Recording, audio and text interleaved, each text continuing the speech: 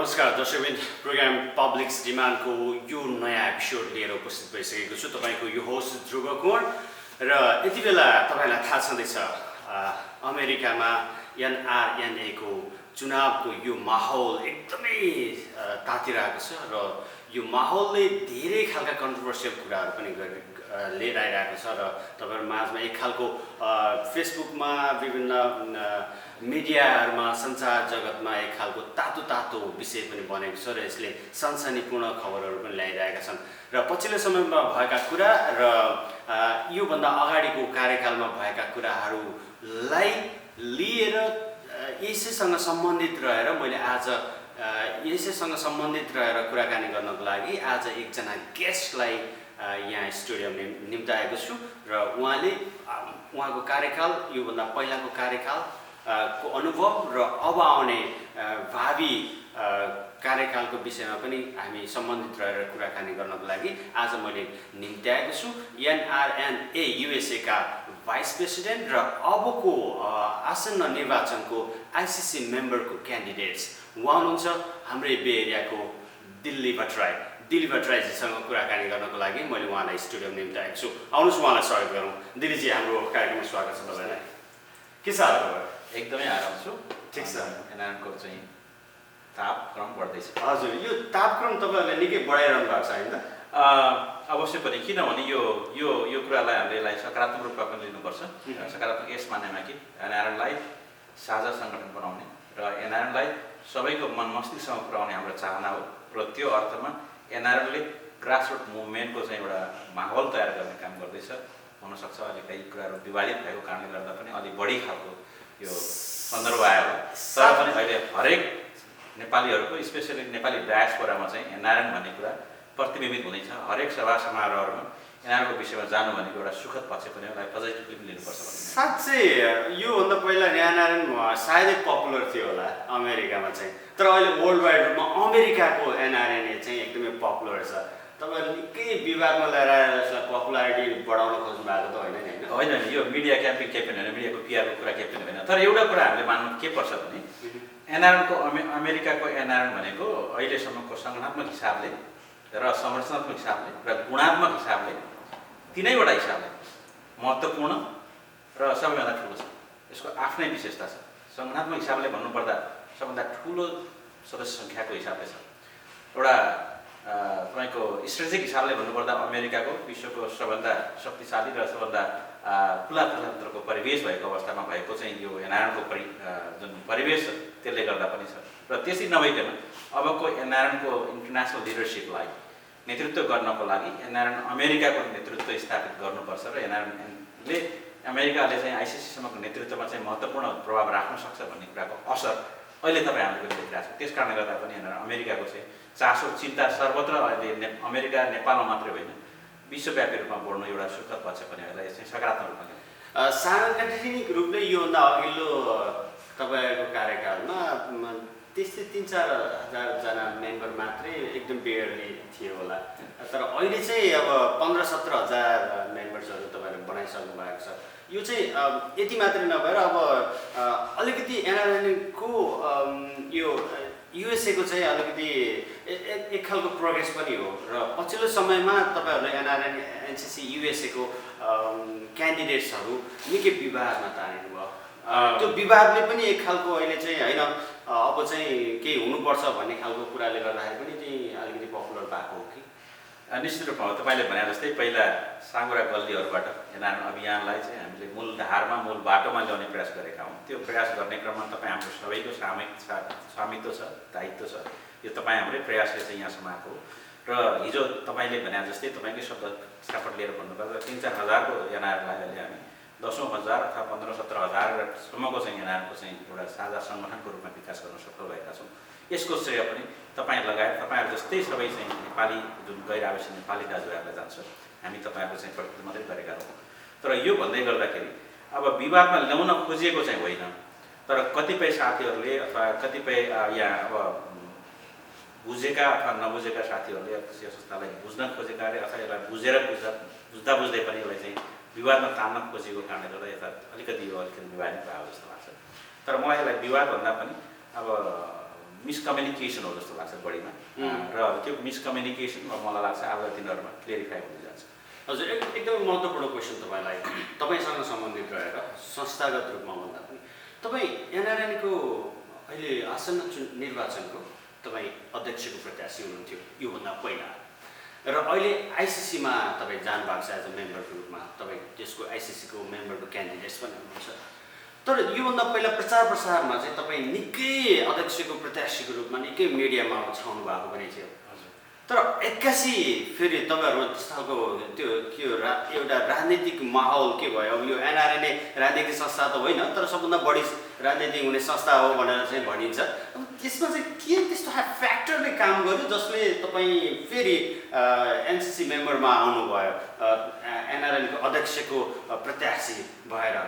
र तपाईँ दर्शकहरूलाई जानकारी पनि गराइदिउँ उहाँ अहिले एनआरएनए एनसिसी युएसएको भाइस प्रेसिडेन्ट पनि हुनुहुन्छ। एकदमै महत्त्वपूर्ण प्रश्न उठाउनुभयो ध्रुवजी। वास्तवमा म तपाईँहरूको 2 वर्ष अगाडि एनआरएन अभियानमा चाहिँ सुरुवात गर्दै गर्दा तपाईँहरूको सहयोग र सद्भावले एनआरएन अमेरिकालाई फरक तरिकाले अगाडि बढाउनुपर्छ भन्ने विश्वास र मान्यताको आधारमा मुख्यतया यो सङ्गठनलाई संस्थागत र संरचनाहरू अलि बलियो बनाउनुपर्छ भन्ने आधारमा मैले चाहिँ 2 वर्षमा तपाईँहरूको अभिमतलाई यसको संरचना बनाउने क्रममा विधानलाई संशोधन गर्ने काम र विधानमा भएका अस्पष्टताहरूलाई विशेष गरी यो आइसिसी एनसिसीको इनकम्प्लायन्स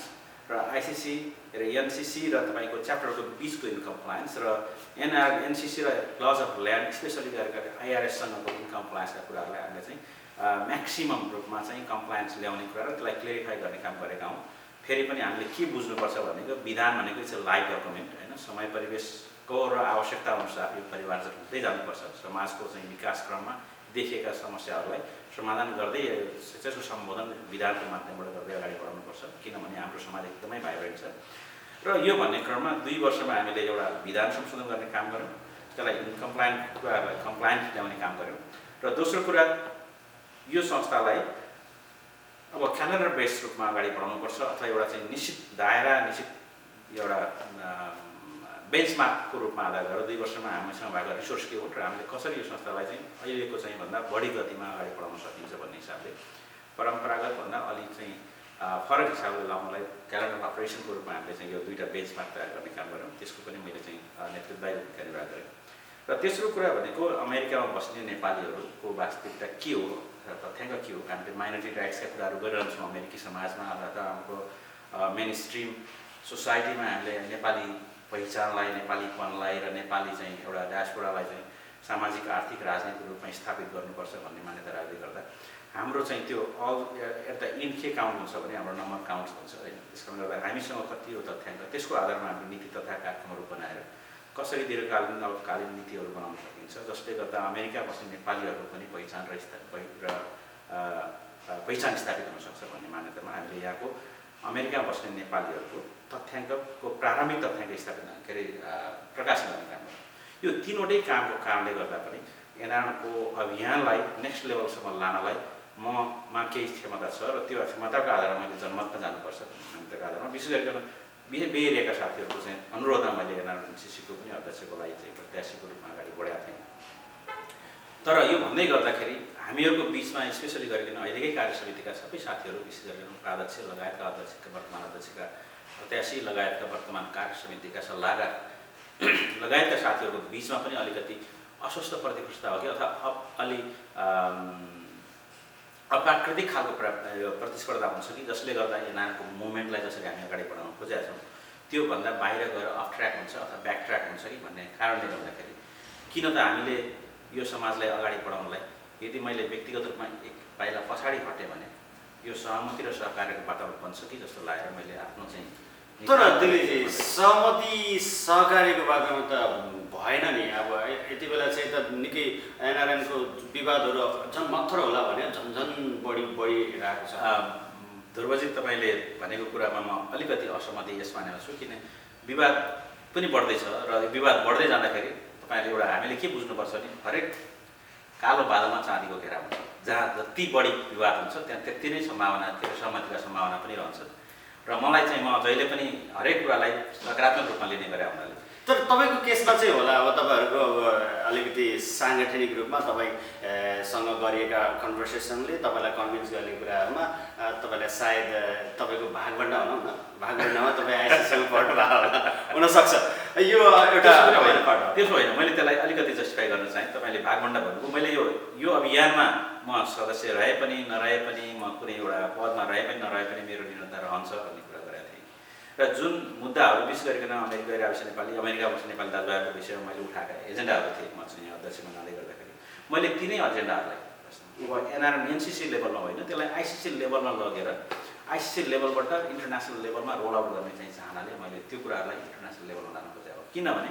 यो बेन्चमार्क अमेरिकाको एनआरलाई मात्रै चाहिने होइन 2 वर्ष नीति तथा कार्यक्रम जुन हामीले क्यालेन्डर बेस अपरेसन गरेका छौँ अब यो कुराहरूलाई हामीले आइसिसी लेभलमा आवाज उठाएर त्यो कुरा इन्टरनेसनली सबै 75वटै देशहरूमा तपाईँहरूले यसरी गर्नु पऱ्यो हामीले यसरी गयौँ भने हामीले यो अनुभव गऱ्यौँ यसलाई हामीले टेस्ट गऱ्यौँ अमेरिकाको चाहिँ परिवेशमा यो टेस्ट सफल रह्यो अब यो गरेको जुन तपाईँको चाहिँ ट्रेड्स छ त्यसलाई चाहिँ मार्केटमा लैजाने कुराको हिसाबले यसलाई चाहिँ रोल आउट गर्नलाई तपाईँले चाहिँ इन्टरनेसनल लेभलमा लानुपर्छ भन्ने मान्छेले मैले त्यसलाई चाहिँ अझ पर्सपेक्टिभमा ठुलो पर्सपेक्टिभमा सोचेको र त्यसै गरिकन हामीले चाहिँ अमेरिकामा बाहेक बसेका नेपालीहरूलाई जसरी जुन मोडालिटीमा हामीले चाहिँ एउटा तथ्याङ्क सङ्कलन गर्न सक्यौँ त्यही मोडालिटीमा झन्डै उस्तै सङ्ख्यामा रहेका अमेरिकाभन्दा बाहिर रहेका अरू देशहरूमा पनि त्यो लागू गरेर हाम्रो चाहिँ नेपालीहरूको तथ्याङ्क निकाल्न सकिन्छ र यो भन्दै गर्दा अहिले आज मात्रै मैले एउटा न्युज पढाएको थिएँ नेपालमा रहेका निर्वाचन आयुक्तज्यूले पनि विदेशमा बस्ने नेपालीहरूलाई पनि मताधिकारको चाहिँ सम्भावनाको बारेमा हामी सल्लाह गर्दैछौँ सोच्दैछौँ भन्नुभएको छ कि हामी चाहिँ विदेशमा कति छौँ भनेर उहाँहरूलाई एउटा नीति बनाउने कुराहरूमा पनि हामीले चाहिँ ठोस रूपमा हामी यहाँ अमेरिकामा यति छौँ बेलायतमा यति छौँ अस्ट्रेलियामा यति छौँ रसियामा यति छौँ जर्मनीमा यति छौँ भन्ने खालको पनि हामी ठोस तथ्याङ्क छैन त्यस कारणले गर्दा पनि त्यो ठोस तथ्याङ्क र नीति निर्माण गर्नको लागि पनि चाहे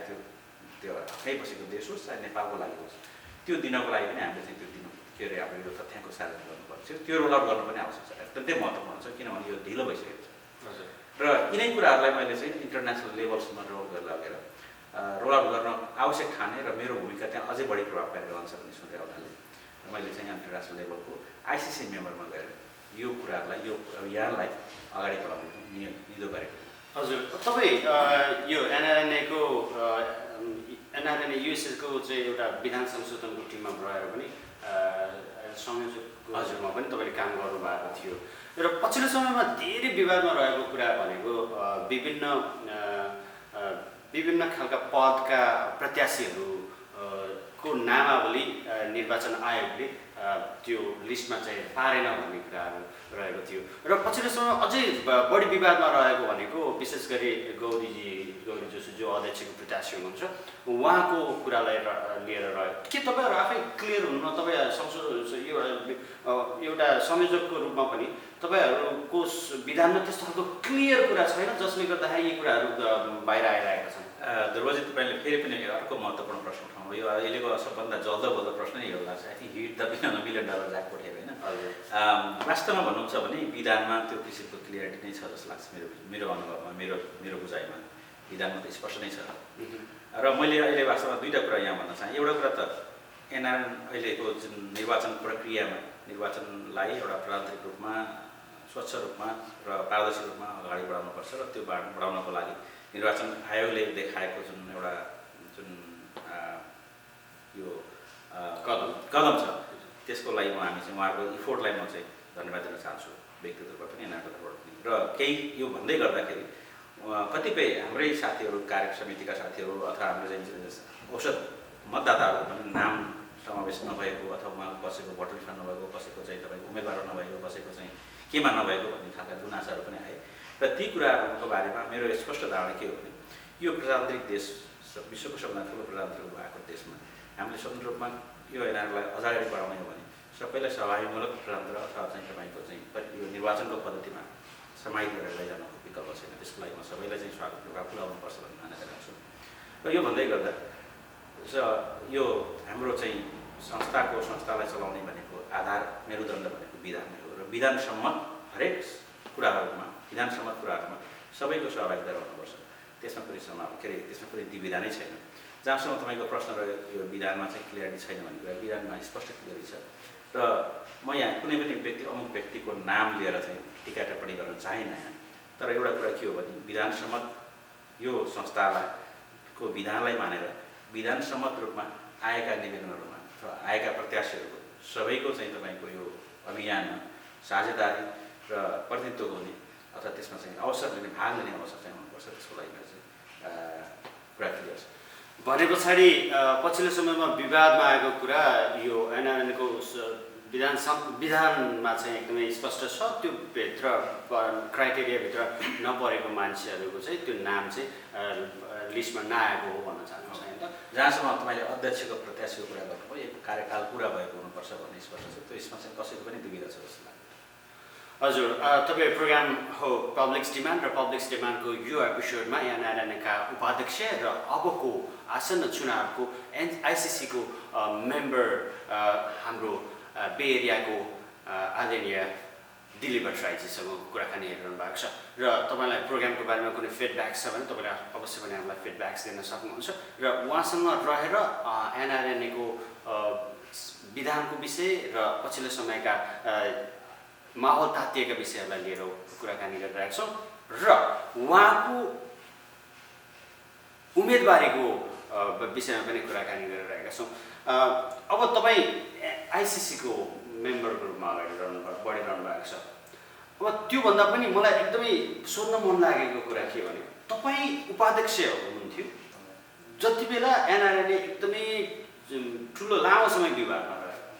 तपाईँहरूले त्यो विवादमा रहँदै पनि धेरै उतार चढावहरू आए, नेपालदेखि लिएर अमेरिकासम्म धेरै उतार चढावहरू आए। तपाईँको कार्यकालमा तपाईँले त्यस्तो खालको के कार्य गर्नुभयो जसले गर्दाखेरि आइसिसीमा जानको लागि, आइसिसी मेम्बरमा जानको लागि तपाईँलाई जनताहरूले भोट हाल्नु गराउनु? धन्यवाद। तपाईँले फेरि अर्को राम्रो प्रश्न उठाउनुभयो र स्पष्ट यसमा मैले आफ्नो निवेदन पनि राख्न चाहन्थेँ। यसमा धेरै कुराहरू भन्दा पनि मैले 3-4वटा कुराहरूलाई प्राथमिकता साथ राख्न चाहन्छु। पहिलो नम्बर 1 भनेको मैले अगाडि पनि यहाँहरूलाई निवेदन गरेँ, तपाईँहरूले 2 वर्ष अगाडि मलाई उपाध्यक्षको रूपमा जनमत दिएर पठाउँदै गर्दा NRNAलाई हामीले मुख्यतया 3वटा काम गरेका छौँ। नम्बर 1, यो संस्थालाई एउटा नीति क्यालेन्डर अफ अपरेसनको रूपमा चाहिँ 2 वर्ष एउटा चाहिँ तरिकाले अगाडि बढाउनुपर्छ भन्नेको चाहिँ मैले मान्यता राखेर अगाडि बढेँ। नम्बर 2, तपाईँको हाम्रो यो संस्थाको विधानमा देखिएका कमी कमजोरीहरू र यो कुराहरूलाई मिलाएर जानुपर्छ र चाहिँ असमञ्जसताका कुराहरू र यो मिसकम्युनिकेसनका कुराहरू अथवा चाहिँ तपाईँको इन्कन्सिस्टेन्सीका कुराहरूलाई मिलाउनुपर्छ भन्ने मान्यतामा हामीले अगाडि बढ्यौँ। र नम्बर 3 भनेको हामीले अमेरिकामा बस्ने नेपालीहरूका तथ्याङ्क के हो भन्ने कुरालाई चालनी गरौँ। यो 3टा मैले मेरो नेतृत्वमा र यो अमेरिकाको 2 वर्ष कार्यकालमा पुरा गरेको छु र त्यो भन्दै गर्दा अमेरिकाबाट हामीले नेपालमा यो दैविक प्रकोपको आधारमा पनि हामीले थुप्रै सहयोग गरेका छौँ र त्यो भन्दै गर्दा मैले मेरो आफ्नै संस्थाबाट मेरो नितान्त आफ्नै संस्थाबाट दशौं हजार डलर मैले चाहिँ लिएर NRNAको माध्यमबाट त्यो चाहिँ नेपालको चाहिँ 2वटा विद्यालयहरू स्थापना गरेर उहाँ बसेका चाहिँ एकदमै मार्जिनलाइज नेपाली कम्युनिटीका बच्चाहरूको लागि र स्कुलको पूर्वाधार तयार गर्ने र स्कुल निर्माण गर्ने काममा मैले सहयोग गरेका छु र त्यसै गरिकन अमेरिकाले पनि लाखौं डलर झन्डै 2 लाख प्लस डलर हामीले चाहिँ सहयोग गरेका छौँ अमेरिकाको तर्फबाट भन्नुपर्दा। र अरू थुप्रै खाले चाहिँ घटना परिघटनाको कुरामा जस्तै चाहिँ TPS का कुरा गरौँ, सायद तपाईँ रोड ब्लक के अरे हाम्रो चाहिँ इकोनोमिक ब्लकेटका कुरा गरौँ र हरेक ठाउँमा अमेरिकाले चाहिँ नेपाल र नेपालीहरूको लागि चाहे चाहिँ बाढी पीडित होस्, चाहे आगलागी कुरा होस् र अरू थुप्रै खाले चाहिँ कुराहरूमा हामीले चाहिँ नेपाली पहिचानलाई अथवा नेपालीपनलाई अथवा नेपालप्रतिको चाहिँ अब हाम्रो चाहिँ दायित्वलाई निर्वाह गर्ने प्रयास गरेका छौँ र त्यो निर्वाह गर्ने क्रममा पनि मैले एउटा नेतृत्वदायी भूमिका निर्वाह गरेर तपाईँहरूको चाहिँ अहिमतलाई चाहिँ साबित गर्ने एउटा सफल साबित गर्ने मैले इमान्दार प्रयास गरेको छु र यो भन्दै गर्दाखेरि अब NRNA अमेरिकामा म अध्यक्षको प्रत्याशी पनि भएँ, प्रत्याशीको दौडमा पनि लागेँ। धेरै साथीहरूको शुभकामना थियो, धेरै साथीहरूले चाहिँ मलाई चाहिँ हौसला पनि बढाउनु भयो। त्यसको लागि म फेरि पनि म एउटा उच्च सम्मानका साथ तपाईँहरूलाई चाहिँ हार्दिकता प्रकट गर्न चाहन्छु। तर मैले अगाडि पनि भनिसकेका थिएँ कि मेरो कारणले गर्दा NRNAको अभियानलाई चाहिँ कम्तीमा चाहिँ ब्याकट्र्याक हुने काम नहोस्। हाम्रा साथीहरूको बिच बृहत्तर एकता र दिगो सहकार्यको एउटा वातावरण विकास होस् र त्यो विकास गर्नको लागि यदि मैले त्याग गरेर चाहिँ हुन्छ भने एउटा एक स्टेप पाइला बढ्छ भने म किन नगर्ने भन्ने मान्यताको आधारमा मैले त्यसलाई चाहिँ यो ब्याकट्र्याक हुनबाट जोगाउनको लागि र हाम्रा साथीहरूको बिचमा एउटा चाहिँ हाम्रो सहमति बन्छ भन्ने कुराको लागि एउटा उदाहरण प्रस्तुत गर्नमा मैले आफ्नैबाट चाहिँ चेन्जको हाम्रो परिवर्तनको सुरुवात हामी सामाजिक अभियन्ताले आफ्नो समझदारीको वातावरण बनोस् र बन्नेछ भन्ने विश्वास छ र त्यो बन्दै गर्दाखेरि यो NRNAलाई अहिलेको चाहिँ हाम्रो चाहिँ संस्थापन छ यसलाई स्थापित गरेर अगाडि बढाउने र अहिलेदेखिका झिना मसिना अथवा यी सामान्य कुराहरूलाई पनि क्लियर गर्दै अगाडि बढ्नुपर्छ र बढ्नको लागि हामीले यो समाजमा सकारात्मक भूमिका खेल्नु भन्ने मेरो अनुरोध पनि छ।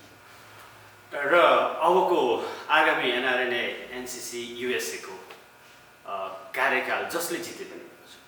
विवाद रहित होस् हामी अपेक्षा गर्न सक्छौँ र तपाईको आगामी कार्यकाल जो ICC मा तपाईँ अहिले यति बेला एउटा मेम्बरको प्रत्याशी पनि हुनुहुन्छ र तपाईहरु सबै कुराहरु अब एक्ज्याक्टली अमेरिका भनेको बाहिरी जनमानसमा परेको कुरा भनेको यसले लिडिङ गर्नुपर्ने कन्ट्री विशेष गरी झन् नेपालीहरुमा पनि NRNA भनेको एउटा साझा संस्था छ, एउटा ठुलो छाताको रूपमा हाम्रो दर्शकहरूले जो नेपाली दाजुभाइ दिदीबहिनीहरूले चाहिँ हेर्नु भएको छ। त्यो संस्था नै एकदमै विवादमा रहेर चर्चामा छ, चर्चाको पनि एकदमै उच्च चुलिएको छ। त्यो विवाद रहित होस् र तपाईहरु जस्तो NRNA लाई बुझ्नु भएको विधानमा क्लियर नभएका अस्पष्टता छन् भने पनि भोलिका दिनहरुमा स्पष्ट रूपमा बाहिर आउन् र NRNA NCC USA विवाद रहित होस् र मान्छेले देख्ने बेलामा पनि एकदमै विवाद रहित संस्था भनेर देखियोस्। तर अहिलेसम्मको इतिहास हेर्यो भने NRNA NCC USA चाहिँ एकदमै विवादमा तानिएको छ। यस्ता खालका कुराहरू आगामी दिनहरुमा नेपालीहरु माझमा नआउन् र नेपालीहरुको बृहत्तर हितको लागि NRNA NCC USA ले राम्रा खालका कामहरू गर्न सकोस् भन्ने अपेक्षा पनि हामी गर्छौं। र अन्त्यमा तपाईलाई आफ्नो भोटरहरूलाई क्लियर गर्नुपर्ने कुराहरू के छ भने प्लिज। मेरा सम्पूर्ण यस सञ्जाललाई हेरेर बस्नुभएका देश विदेशका सम्पूर्ण गैर आवश्यक दाजुभाइ दिदीबहिनीहरू, तपाईहरुको अमूल्य मतलाई मैले गएको 2 वर्षमा NRNA को अभियानलाई संस्थागत गर्ने अभियानलाई चाहिँ मूर्त रूप दिने र यो NRNA लाई चाहिँ एउटा ग्रासरुट मुभमेन्टको रूपमा अगाडि बढाउने इमानदार प्रयास गरेको छु र त्यो प्रयासलाई निरन्तरता दिन आवश्यक छ। र अहिले मैले अथवा कसैले जित्दै गर्दा NRNA ले हार्ने अवस्था नआओस् र NRNA लाई एउटा सबैको साझा फुलबारी बनाउने प्रयास गरौँ। त्यो प्रयासमा तपाईहरुका प्रयासमा मेरो पनि सहयोगी भूमिका रहनेछ।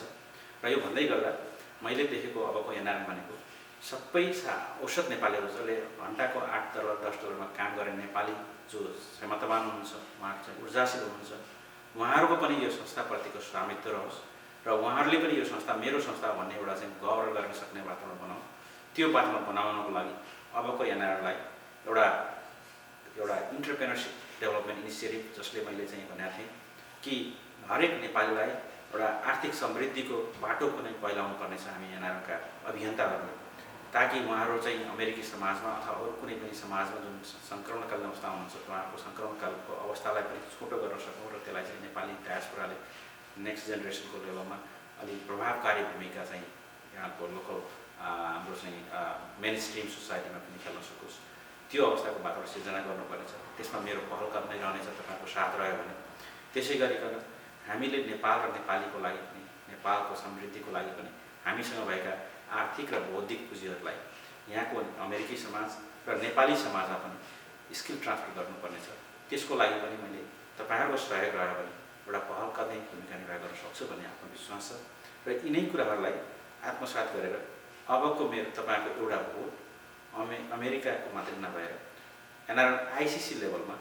नीति तथा त्यसको आर्थिक समृद्धिको रोडम्याप तयार गर्ने क्रममा तपाईहरुको मत एउटा निर्णायक भूमिका खेलोस्, तपाईको मतले एउटा निर्णायक भूमिका खेलोस्। म यसमा तपाईहरुको अमूल्य सहयोगको अपेक्षा गरेको छु। तपाईको सहयोग मात्रै होइन, तपाईको सल्लाह सुझाव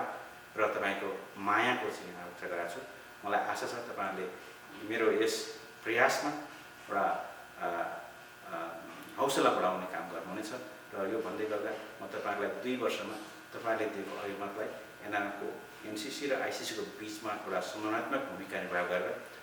तपाईहरुको चाहिँ भावना र विचारलाई प्रतिनिधित्व गर्नेछु र तपाईहरुलाई गर्व गर्ने लागेको NRNA को अभियानलाई 1-2 पाइला भए पनि अगाडि बढाउने क्रममा मेरो प्रयास रहनेछ। त्यो इमानदार प्रयासलाई तपाईहरुले चाहिँ बुझिदिनुहुनेछ र तपाईहरुको प्रयास र तपाईँ हाम्रो प्रयास रह्यो भने यो अमेरिकी समाजलाई, अमेरिकामा रहेको नेपाली समाजलाई अझ एकताबद्ध बनाएर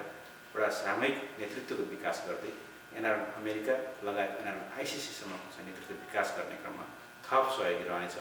यो भनिरहँदा तपाईहरुको सहयोगले NRNA मुभमेन्टलाई अगाडि बढाउनुहोस्। यसको स्वामित्व ग्रहण गर्नको लागि पनि म तपाईहरुलाई हार्दिक अनुरोध गर्छु। त्यसको स्वामित्व ग्रहण गर्ने भनेको तपाईहरुको अमूल्य मत हो। त्यो मतलाई सदुपयोग गरिदिनु म हार्दिक अनुरोध गर्दै तपाईहरुबाट बिदा चाहन्छु। धन्यवाद। जय NRNA। हस् धन्यवाद। उहाँ हुनुहुन्थ्यो NRNA NCC USA का भाइस प्रेसिडेन्ट र आसन्न निर्वाचनको ICC मेम्बरको क्यान्डिडेट्स दिल्ली भट्टराई। आजको यो प्रोग्राम तपाईँलाई कस्तो लाग्यो फिडब्याक्स दिन नबिर्सनु होला। अर्को एपिसोडमा NRNA को विषयलाई लिएर हामी तपाईहरु माझ उपस्थित हुने नै छौं। त्यतिन्जेलसम्मको लागि तपाईको यो रेगुलर होस्ट ध्रुव कुमार बिदा हुन्छु। नमस्कार।